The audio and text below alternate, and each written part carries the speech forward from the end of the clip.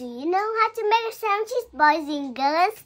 I know how to make sandwiches from shape. This is a rectangle. You have a rectangle. You put a square into your rectangle.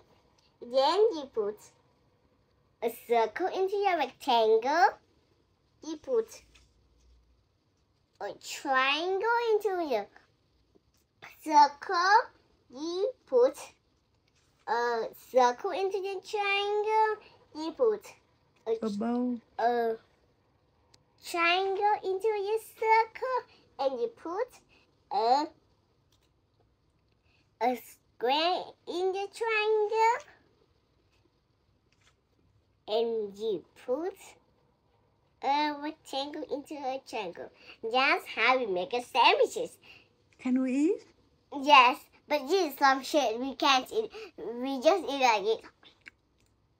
Because I have made sandwiches from shape. In our next lesson, maybe you can make a sandwiches from shape. I use this to make a sandwiches. It's made of shape.